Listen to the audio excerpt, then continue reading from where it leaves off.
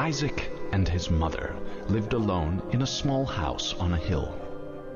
Isaac kept to himself, drawing pictures and playing with his toys as his mom watched Christian broadcasts on the television. Life was simple, and they were both happy. That was until the day Isaac's mom heard a voice from above. "Your son has become corrupted by sin. He needs to be saved." "I will do my best to save him, my lord," Isaac's mother replied, rushing into Isaac's room, removing all that was evil from his life. Again the voice called to her. "Isaac's soul is still corrupt. He needs to be cut off from all that is evil in this world and confess his sins." "I will follow your instructions, Lord. I have faith in thee," Isaac's mother replied, as she locked Isaac in his room, away from the evils of the world. One last time, Isaac's mom heard the voice of God calling to her. "You've done as I've asked, but I still question your devotion to me. To prove your faith, I will ask one more thing of you." "Yes, Lord, anything," Isaac's mother begged. "To prove your love and devotion, I require a sacrifice. Your son Isaac will be this sacrifice. Go into his room and end his life as an offering to me to prove you love me above all else." "Yes, Lord," she replied, grabbing a butcher's knife from the kitchen. Isaac, watching through a crack in his door, trembled in fear. Scrambling around his room to find a hiding place, he noticed a trapdoor to the basement hidden under his rug. Without hesitation, he flung open the hatch, just as his mother burst through his door and threw himself down into the unknown depths below.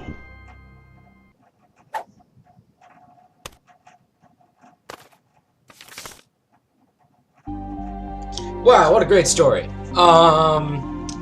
Hey YouTube, Part of the Creed here, and as you might be able to tell, this is not one of my traditional games. This is not Assassin's Creed, this is not Splinter Cell. No, this is The Binding of Isaac. And, why am I playing this game? Because I've been playing it a lot recently, and I've been really enjoying it, and I figured if I'm gonna sit here and play hundreds of hours of Binding of Isaac, I may as well show you guys, right? Regardless of whether or not you like it. If you do like it, you can hit the like button down below, because that is the point of the like button. So as you can tell, this is I played the intro for you guys. I hope you enjoyed it. Unless of course you've already seen the intro a million times because you've either played Binding of Isaac or you've watched other people play it. Whatever your preference. Now I'm playing it. So we're gonna do a challenge run. I'm gonna explain the entire game. So if you already know how the game works, then this whole thing will be sort of like this particular video might be kind of useless because I'm just gonna go over every single thing. But if you haven't played it, hi, welcome. So you are Isaac, you saw the cutscene, your mother's trying to kill you, because God told her to, and you're a little crying baby, and you're crying so much you use your tears as arrows, and you go from room to room and avoid dying from all sorts of horrible, weird, messed up creatures. Like, seriously, what the heck is that? That would be a glob of who the hell knows what with a bomb in its face. And this one will also explode. Any day now. If I can manage to shoot. There we go. Okay, I'm also gonna blow up here. Some of the rocks, when you blow them up, will spawn little hearts. So you can see in the top right, you've got your life. The red hearts are sort of your standard life. You can pick up hearts from the ground to refill them if you lose them. And then blue hearts are non-replenishable. They're called spirit hearts. And once you lose it, you'll never get it back. But of course, you can also pick up other spirit hearts along the way. The nice thing about spirit hearts is no matter what your life is, you can always pick up a spirit heart.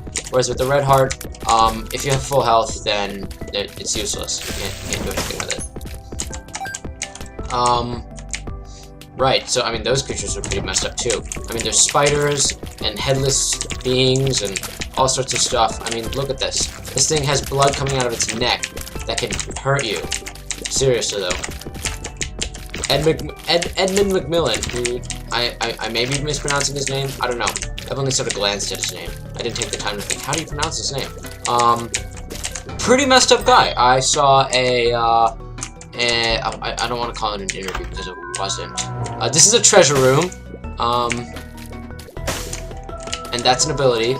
Let's spawn an attack fly that sort of orbits around me and hurt enemies. Right. So I saw or I read a sort of article about a guy who interviewed him. I mean, man, he had a pretty, I don't want to call it a messed up childhood, but he used to draw little, like draw dead babies and, you know, disgusting stuff when he was like younger, and like everyone told him to stop, and that just made him happier, so he drew it more. I mean, I'm not gonna judge the guy, but holy cow. Here's another treasure room. This is an awesome little mushroom that is going to see. You can see I got an extra heart container, so my maximum health has gone up. In addition to all my tier stats. So if you hit the escape, you can see here all my statistics: speed, rate of fire, damage, and range. Those are all the stats in order. You can see the return of the big old bomb monsters. And I don't know if you guys can hear that. That'd be my dog, who's clearly found someone outside who she dislikes. At least they're not headless monsters. Oh, and I took some damage there. That's okay. I have like full health.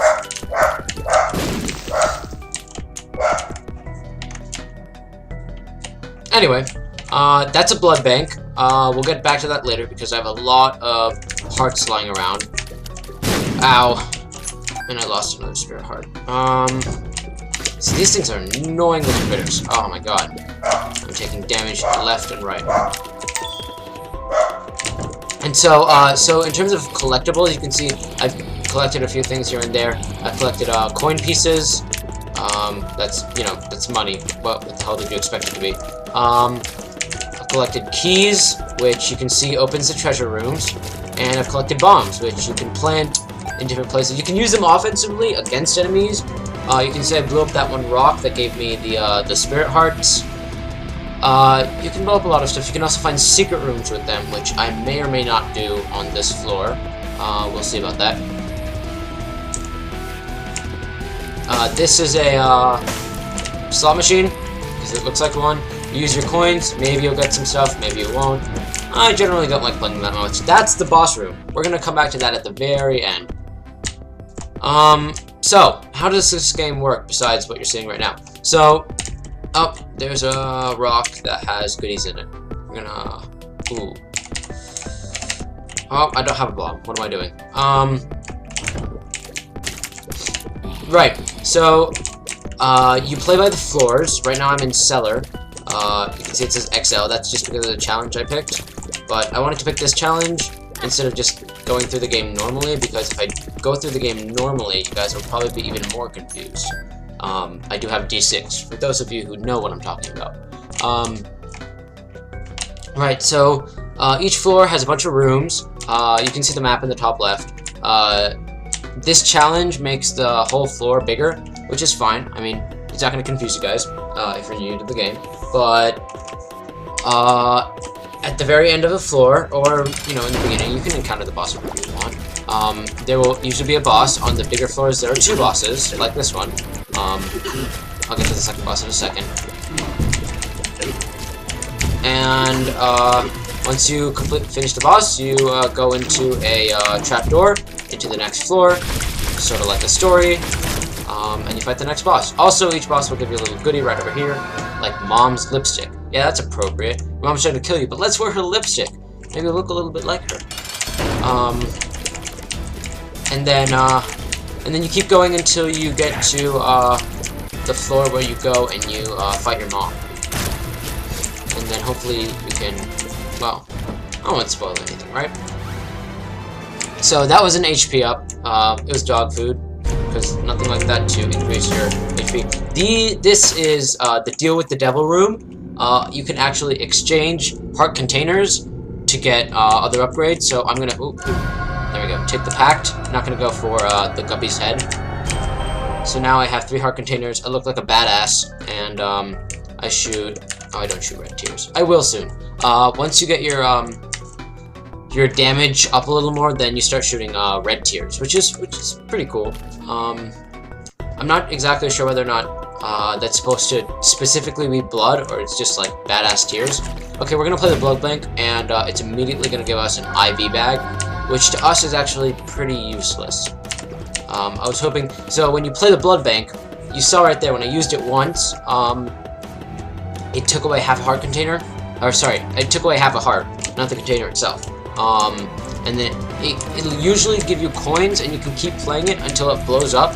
That time, I only needed to play it once for it to blow up, so not exactly the best demonstration. And then once it blows up, it'll give you an IV bag or a blood bag. And so a blood bag is just an HP up, which is great. But an IV bag is just a portable blood bank, which is useless. I don't want to play the blood bank. If you use the IV bag, you don't actually get you will never get the HP up. So I don't know. It's useless unless you're really desperate for coins, which you could be. You could be. There is a shop. If you go back to the map of the last floor, you'll notice a shop at the, I believe it was the top right. You'll also notice I did not go to that shop. I didn't have enough coin. I only had 1 key. I didn't have enough coin. I didn't have enough coins, and I only had 1 key. So there was really no purpose of going there. Now I have 20 coins, so it's worth it to go to a shop, assuming I get there. I'm gonna pick up the parasite. You can sort of see what it does there. Split shot, pretty useful, especially since my range is pretty high, so it goes quite far, actually. You'll also notice, so in terms of some of the things that show up within the level, or within each room, there are these pits, which of course you can't go into. I'm not even trying to avoid them, like I just can't go into it. But your shots can go over. There are rocks, which you can't touch, and your shots can't, go over. And there are spikes, which your shots can go over, but if you run into, you'll, lose health, because there are spikes. I'm gonna pick this up. This is pretty cool. Speedball. It makes your shots faster. It makes you faster. Everything's faster. These guys are annoying little zombies. And then I'm absolutely missing something. Oh, the poop. The poop. So, you can shoot the poop, and every once in a while, there will be something inside the poop, because who doesn't love, accidentally eating coins for 1 meal, and then, you just have that in your stomach for a little while.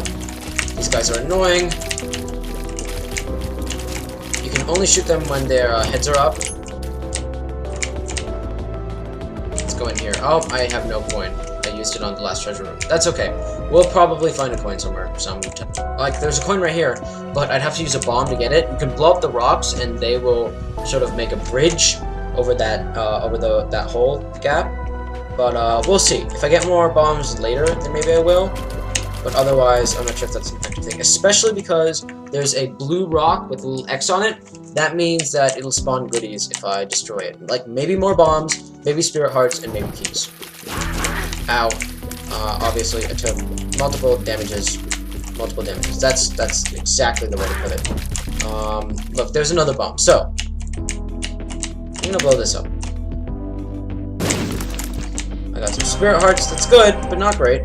I would have preferred a key, or maybe more bombs, because I don't exactly need that much more health.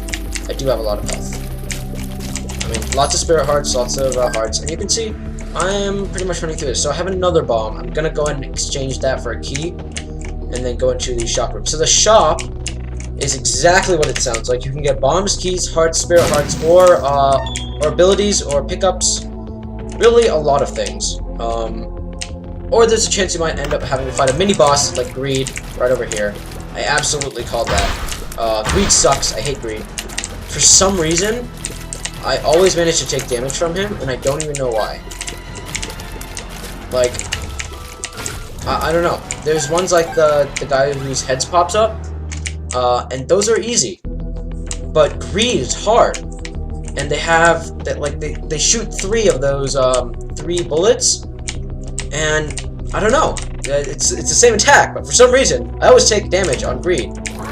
Greed is cursed. Okay, so these guys are headless freaks without eyes. There we go. So you'll notice every once in a while I'll run into an enemy that's like shaded. Some of them are shaded, different color. Those are the champion enemies. I can actually kill this guy from right here. Isn't that cool? Give it into a split shot. Maybe. And so those are the champion enemies. When you lose, when they hit you, or you know they touch you or whatever, it'll actually take away an entire heart instead of half a heart, like most of the enemies, which sucks. They're also a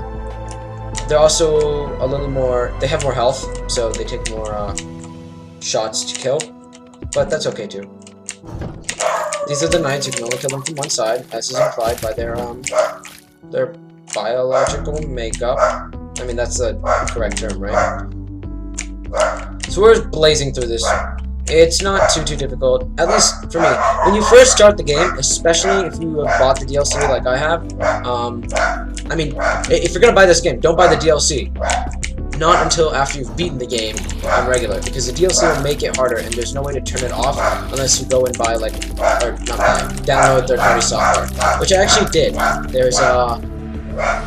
There's a program called uninstall, or BOIL, sorry, BOIL, B-O-I-L, and that will allow you to, almost got hit there, that will allow you to, you know, disable the DLC for like one round, or disable the DLC when you start the game up, if you so wish to. So yeah, these guys you can hit them whenever you want, but they actually fire 3 instead of 2. I'm gonna see if I can use split shot here. I can't. That's fine. Oh, there we go. And so, the DLC is pretty cool. Oh, wow. I don't know how I managed to dodge that. It's just more levels, more harder, more fun.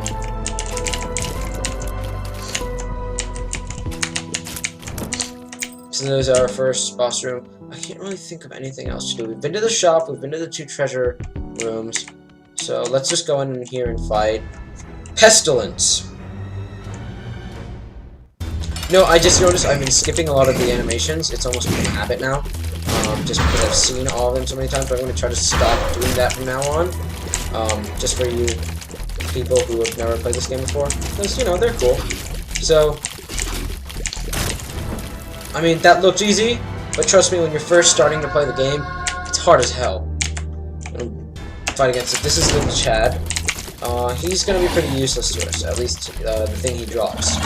So, in terms of things that some of the enemies drop at the end, some of them are predictable and some of them are not.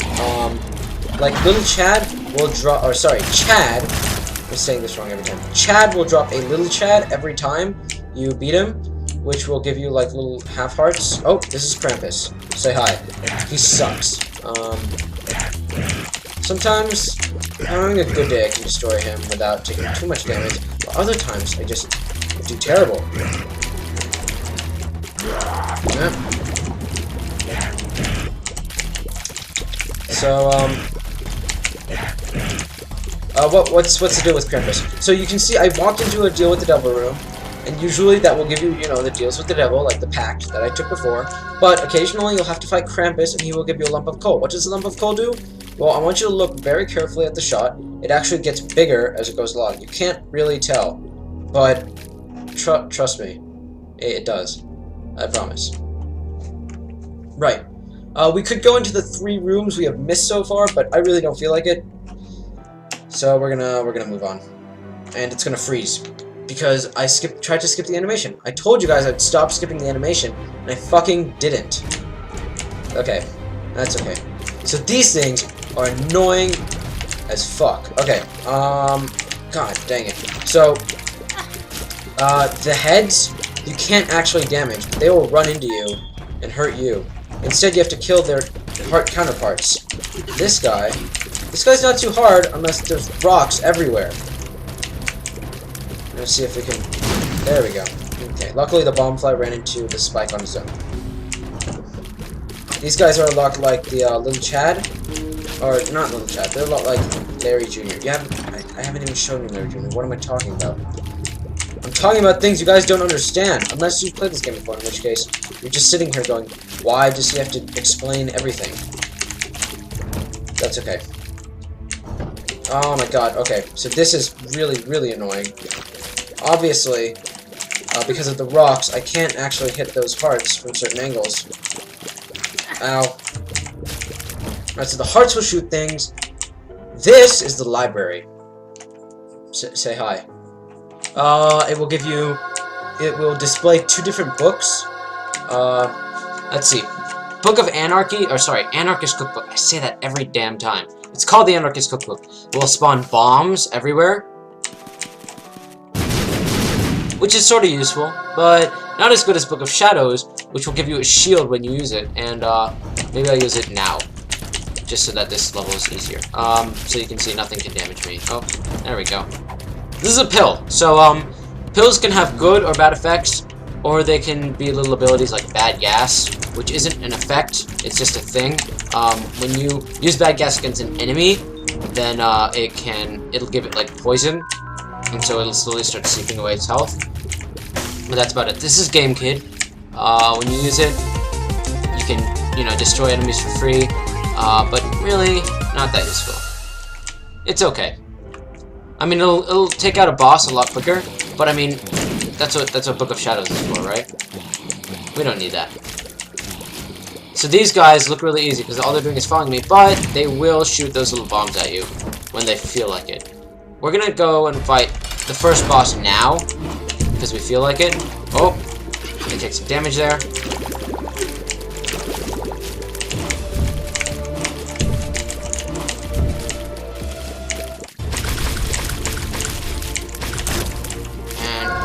Hey, we unlocked something. Hopefully the game doesn't end yet. I could go and explore the rest of the floor. But you know what? We have 4 hearts right now. Let's go fight Mom. This video will be over, and that will be the end of your introduction to Binding of Isaac, okay? So this is Mom. Say hi. She's a fat old lady. So, Mom fight. Pretty hard the first time around, because, the first time around, that's the first boss you fight. But, Binding of Isaac is a little bit more complicated than that. So, the way that it really works is, once you beat Mom the first time, the game ends, which it will right here. And you'll get to see the ending cutscene. Full closure. Ow. Okay, we're gonna use the Book of Shadows here. And there you go. So, Isaac was cornered. His mother, fueled with the desire to serve her God, was bearing down on Isaac. I will do as I'm told, my lord. I love you above all else, Isaac's mother repeated to herself. This was the end of the line for Isaac. His mother was far too strong for him. But just as he accepted his fate, God intervened, sending an angel down from above to stop his mother's hand. And just like that, it was over.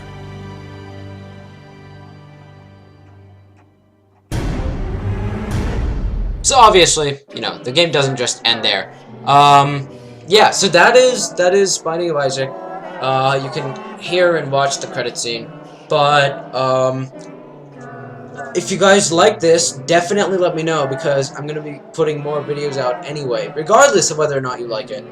If you don't like it, fuck you. I'm kidding. Just tell me that, and maybe I guess I'll just play this game on my own, without anyone to talk to, and it'll be lonely, and I'll be sad. I don't know what I'll do with my life. Anyway guys, thanks for watching, I'll see you guys next time, and bye for now.